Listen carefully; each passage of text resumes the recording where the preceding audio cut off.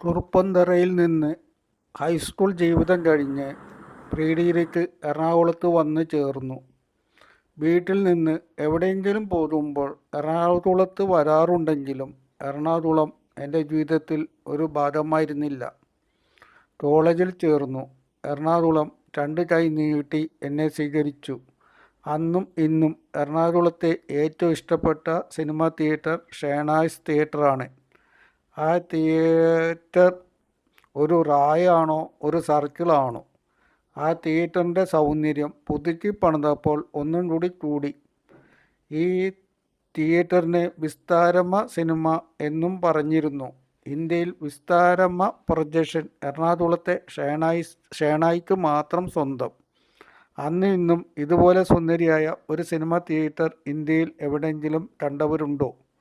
September 2, 1996 ഞാൻ ഷേണായ്സിൽ ഒരു cinema കാണുന്നു. ബാലചന്ദ്ര മേനോൻ്റെ പടം. അന്ന് എൻ്റെ മകൾ കൊടുങ്ങല്ലൂർ ഗവൺമെൻറ് ആശുപത്രിയിൽ ജനിച്ചു. മകൾ ജനിച്ച വിവരം വീട്ടിൽ ചെന്നാണ് ഞാൻ അറിഞ്ഞത്.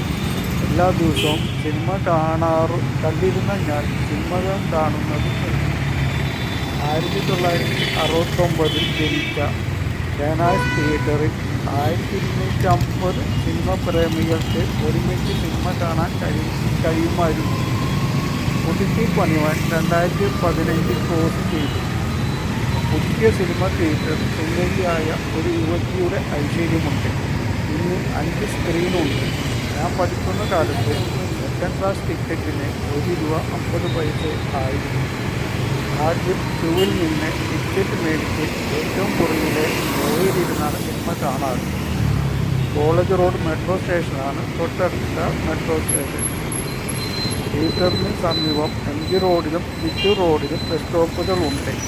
10 മിനിറ്റ് ദൂരത്തിൽ Ernakulam KSRTC bus stand. Cinema കഴിഞ്ഞ് ഷോപ്പിങ്ങിന് പോകുവാൻ മുന്നിൽ സെൻട്രൽ സ്ക്വയർ.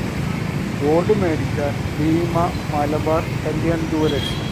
സാരി വാങ്ങുവാൻ ചീമാട്ടി, ജയലക്ഷ്മി, കല്യാൺ സിൽക്സ്.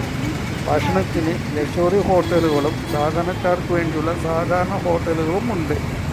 താമസിക്കാൻ ലോഡ്ജുകളും.